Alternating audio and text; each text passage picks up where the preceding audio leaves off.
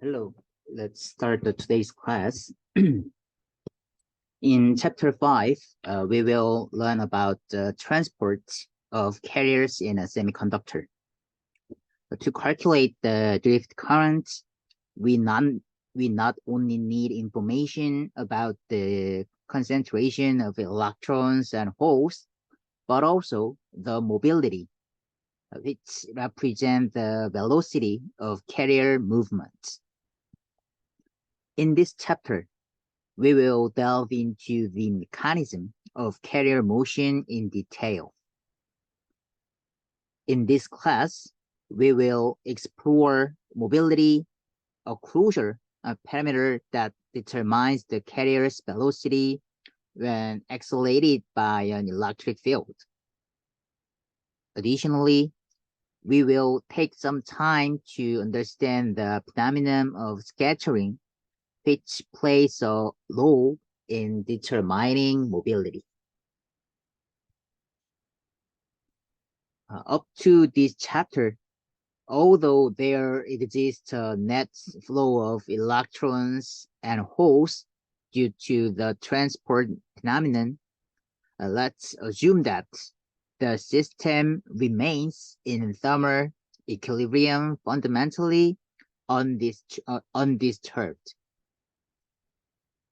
Therefore, in thermal equilibrium, let's first understand the average kinetic energy of electrons and holes and the thermal velocity of carriers. The average kinetic energy of electrons and holes can be calculated as follows. While you could derive this, just examine the result briefly. You might already be familiar with this.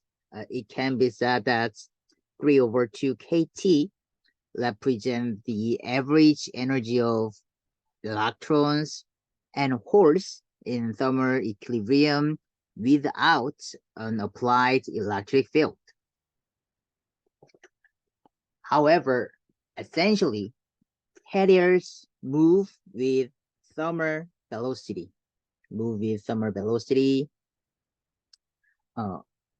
Thus, the kinetic energy of carriers moving with thermal velocity inside the semiconductor is equal to this thermal energy. This velocity is referred to as thermal velocity, indicating the speed due to thermal energy. If we equate the two, the thermal velocity can be expressed as follows. Even though electrons and holes move with thermal velocity, their motion is not in a straight line. They change their directions frequently due to collisions with defects within the crystal or scattering, a topic we will cover in more detail later. Carriers eventually move in zigzag pattern, right? The average free time between collisions is typically around 0.1 picoseconds, and the distance between collisions is on order of tens of nanometers or hundreds of angstroms. However, even with carriers possessing charge and moving at thermal velocity, there is no current flow. This is because even if carriers move rapidly, their directions are not consistent, but randomly change in all directions due to collisions. Therefore, whether you take an average over time at a specific location or over space at a specific time, the net thermal velocity is always zero, it's resulting in a net current of zero. Thermal motion does not generate a steady current, but instead creates thermal noise. So when does current start flowing? For carrier's motion to contribute to current, there must be a net flow in a specific direction. There are two mechanisms for carrier motions in a semiconductor that can contribute to current, which we will discuss further. Carrier motion due to electric field, referred to as drift current, and carrier motion due to difference in carrier concentration, referred to as diffusion current. In a semiconductor, electrons and holes move rapidly with thermal velocity, experiencing repeated collisions and changing directions randomly. When an external electric field is applied, carriers with a charge Q experience a force F equal QE, following Newton's second law, F equal MA. Here, the carriers, instead of moving freely through empty space, experience internal forces within the semiconductor. This leads to the concept of effective mass, right? So this leads to the concept of effective mass, where internal forces are incorporated into mass calculations.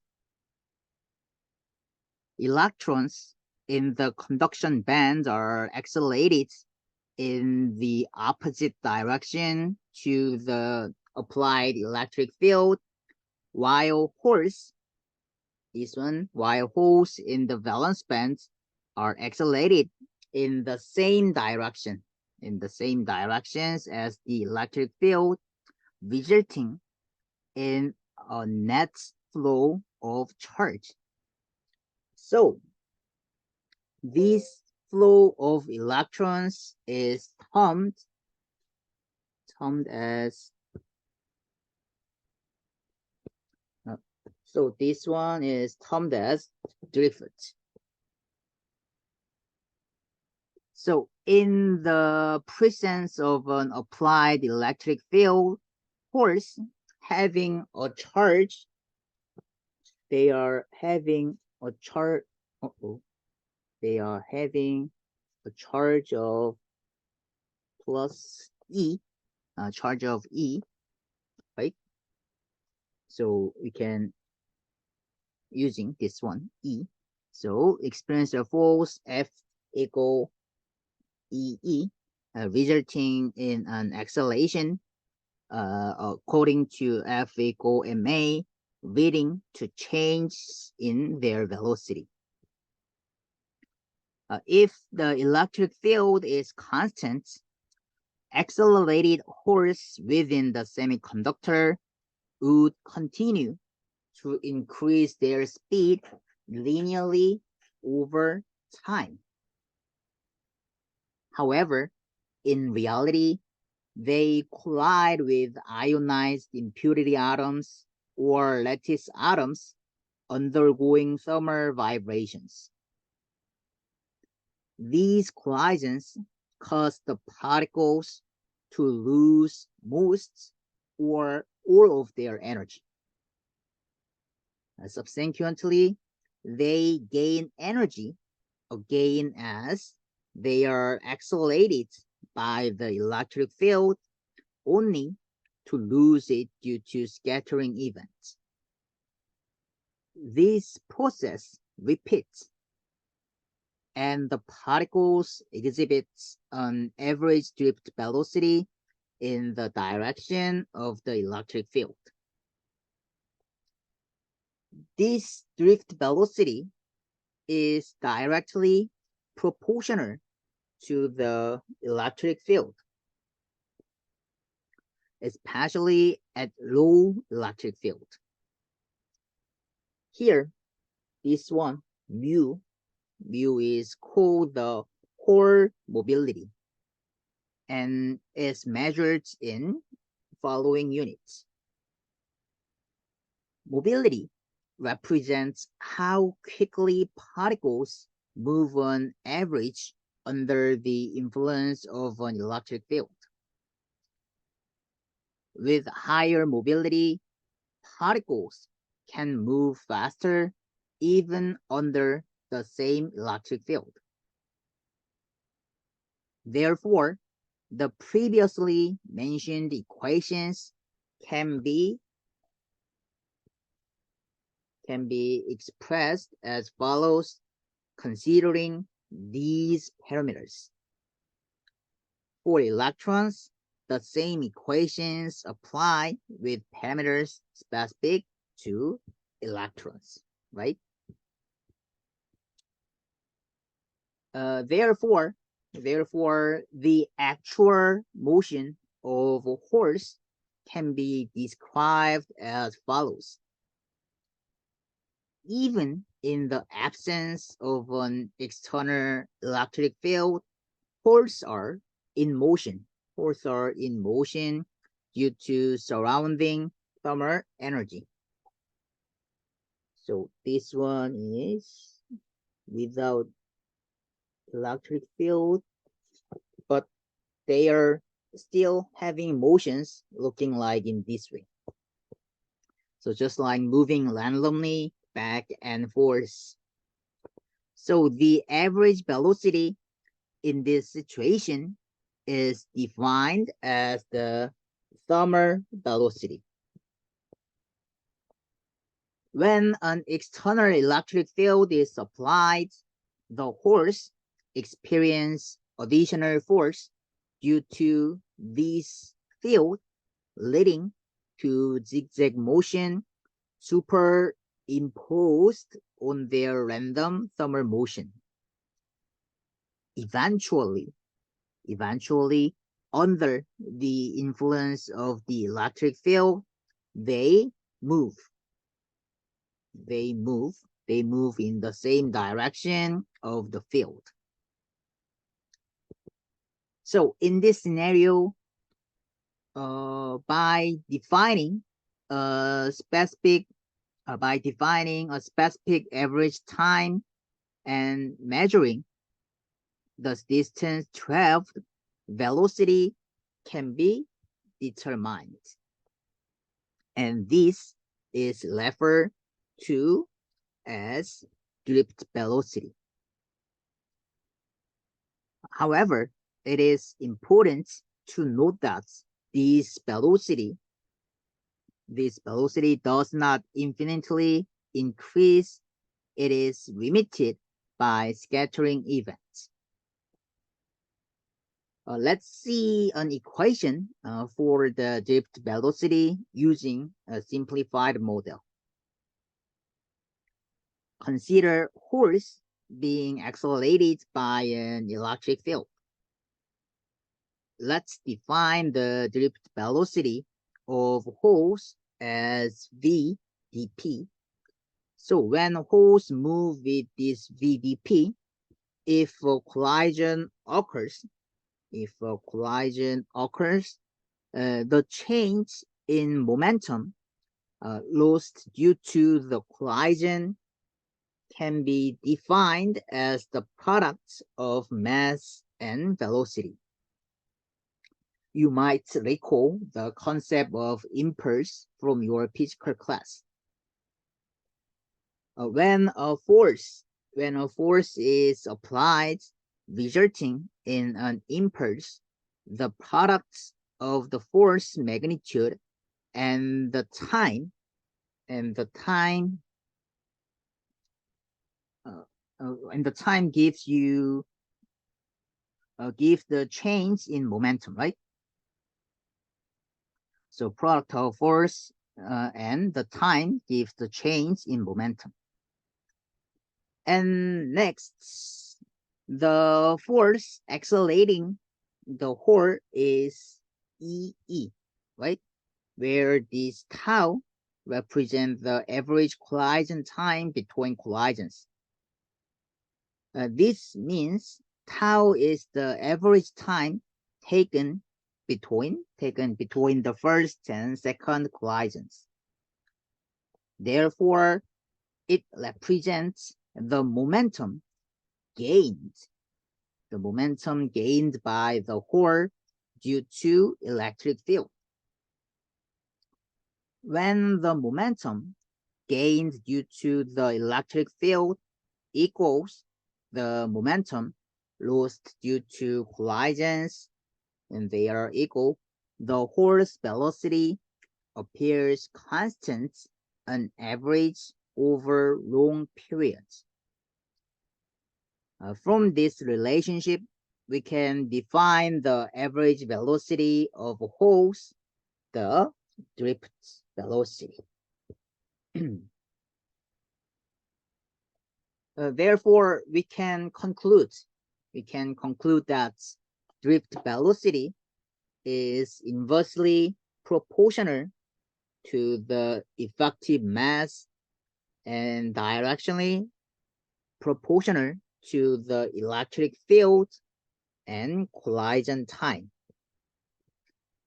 Since the intensity of the electric field can be controlled as a variable by the external voltage applied, the remaining part, excluding the electric field, is defined. So this part is going to be defined as the carrier's mobility.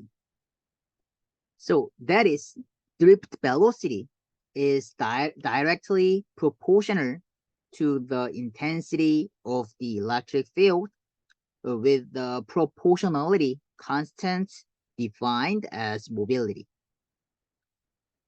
And this mobility can be calculated similarly for electrons. So it is similar. However, due to the different effective masses of electrons and holes, right? Because they are not same. Generally, the mobility of electron is greater. Electron is greater than holes. In summary, the drift velocity is ultimately determined by the intensity of the external electric field and mobility. Mobility is a value determined by the effective mass and scattering. So looking at the table, in the case of silicon, the mobility is relatively small compared to other semiconductors. This means that using compound semiconductors can generate larger currents under the same voltage. Therefore, utilizing such semiconductors can lead to the creation of more efficient semiconductor devices. Ultimately, because the drift velocity is determined by mobility, mobility becomes a significantly important parameter in determining the performance of semiconductor devices. Although not covered in this semester, as you study semiconductor devices in the next semester, you will further understand the significance of this mobility. Let's take a closer look at the scattering mechanisms that significantly influence the carrier mobility. There are two important scattering mechanisms that affect mobility. Lattice scattering, which involves collisions with lattice atoms due to lattice vibrations, and ionized impurity scattering, which occurs due to collisions with ionized impurity atoms. So both of these phenomena are closely related to temperature, making a mobility a parameter that is highly sensitive to temperature. First, let's explore lattice scattering. So at 0 Kelvin, all atoms in the semiconductor have no thermal energy, so there are no lattice vibrations or motions. However, as the temperature increases, all atoms in the semiconductor gain a certain amount of thermal energy, leading to thermal vibrations around the lattice point. So these vibrations cause interference with electrons or holes, resulting in scattering. The more intense the vibrations, the more significant the hindrance to the motion of electrons. Therefore, lattice scattering acts to decrease mobility as the temperature rises. This temperature dependence of mobility can be approximated as follows here. And secondly, let's consider impurity scattering. This type of scattering occurs due to impurities introduced for doping, such as donor and acceptor ions. These dopants create fixed charge that interfere with the movement of electrons or holes. So impurity scattering increase mobility as the temperature rises. The reason for this behavior will be explained in the following slide. In addition to these mechanisms, there are various other scattering mechanisms, but for this lecture, we will focus only on these two mechanisms. The process of impurity scattering occurs as follows. Dopants such as boron or arsenic are introduced for doping, and when these dopants becomes ionized, they create fixed charge.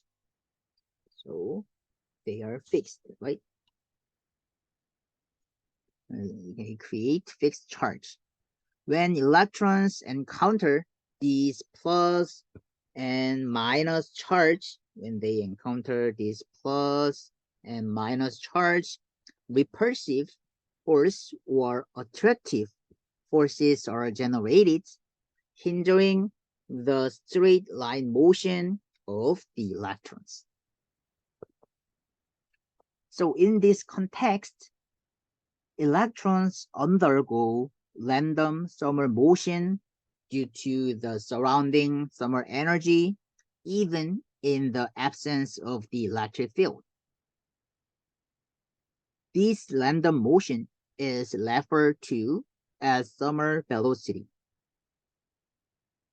When an electric field is applied, electrons experience a force due to the electric field, leading to motion with drift velocity.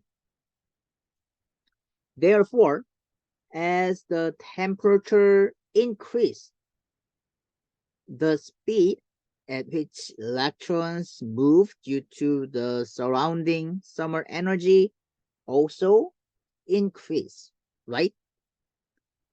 This means that electrons have higher kinetic energy. Consequently, since electrons possess greater kinetic energy, their interaction with impurity is relatively reduced. As a result, the disturbance caused by impurity decrease, leading to an increase in mobility. In summary, in the phenomena of impurity scattering, as the temperature increases, electrons gain more energy, reducing the impact of impurities. This reduction results in an increase in mobility. The approximate temperature dependence of mobility when only impurity scattering is present can be expressed as follows.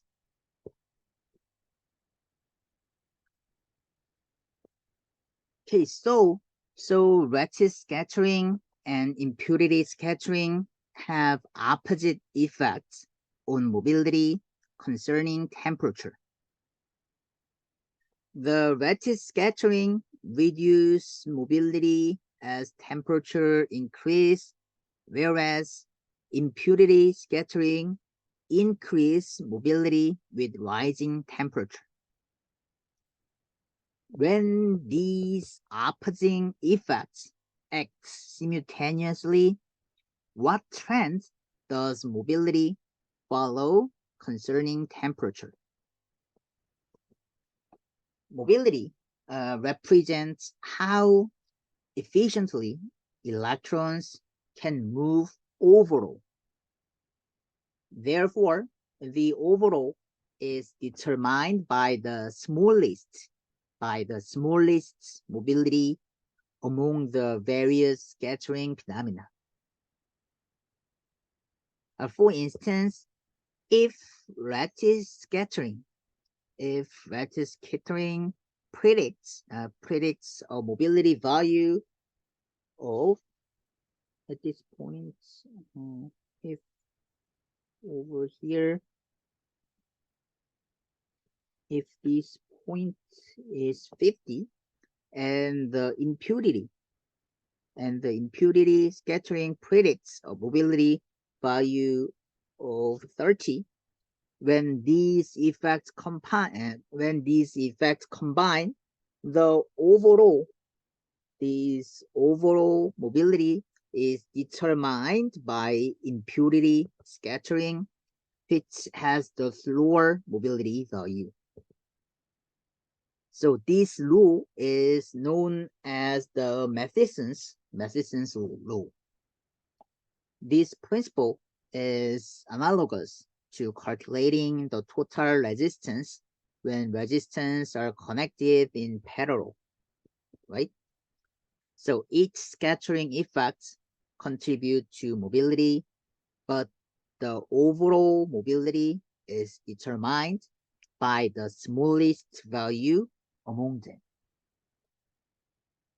So graphically, this relationship can be represented as follow here. Then how would mobility change if we vary the doping concentration instead of temperature? This can be qualitatively deduced quite easily. When the doping concentration increases, there are more impurity atoms, meaning there will be more disturbance in the movement of electrons.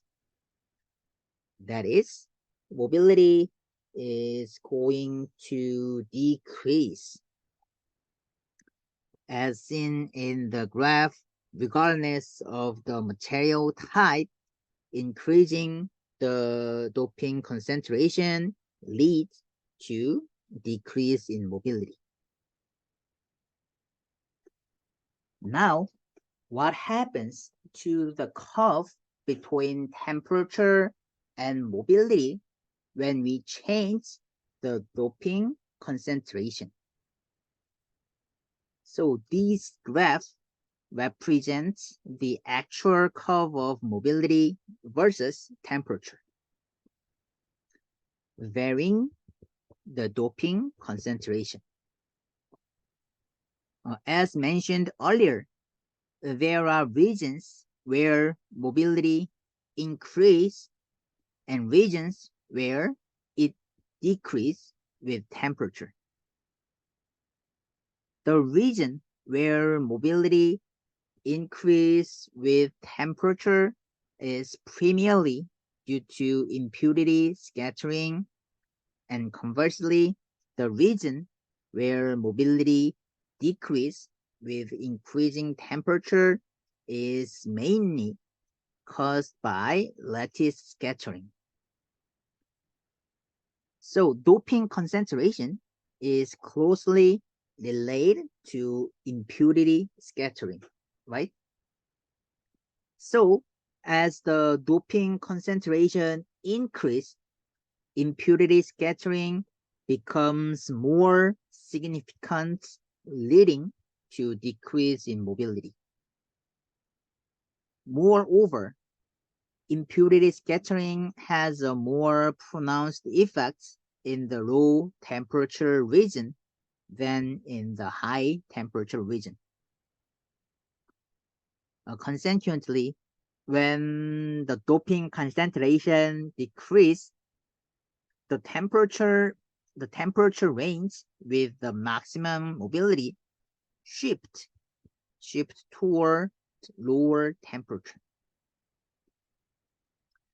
In summary, as the doping concentration decrease, the mobility curve shift slightly left upward. This means that mobility is not a constant determined solely by the material. It is a variable influenced by various factors in the surrounding environment. And among these factors, temperature is the most sensitive one. So here is a summary of what we've learned so far. To calculate drift currents, we first need information about the carrier concentrations. In chapter 4, we derived equations to calculate the concentration of electrons and holes. In this class, we explored equations to calculate drift velocity. Ultimately, drift velocity can be expressed as the product of mobility and electric field. The negative sign is due to the fact that electrons move in the opposite direction of the electric field. We also learned that mobility is not a constant for a material. It can vary depending on the surrounding environments. When we graph the drift velocity of electrons against electric field, we observe linear relationship. The slope of this linear region, this slope is represent the mobility, right? So this slope is going to be mobility. However, this linear relationship is valid only for relatively small electric field. That is, linearity is effective only in the range of small electric field regardless of the material. When the electric field becomes stronger, velocity does not increase proportionally. Instead, it saturates due to a phenomenon called velocity saturation. So we will delve deeper into this phenomenon in the next class. Actually, several factors determine mobility. First, mobility is inversely proportional to effective mass as indicated by this equation. Effective mass is related to the curvature, right? Related to the curvature of the K diagram. Comparing silicon and gallium arsenide, we find that gallium arsenide has a steeper curvature of silicon, resulting in higher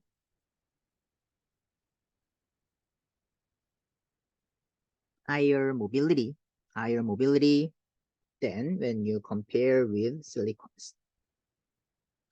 Another factor influencing mobility is scattering time, tau, the average time between collisions. What affects this time? The most significant factor is temperature. So we explore the relationship between temperature and mobility through the Matheson's law. So in summary, we have covered equations for carrier concentrations, drift velocity, and explored factors influencing mobility, including effective mass, scattering time, and the impact of temperature on mobility through the Matheson's rule. Thank you for listening. Thank you.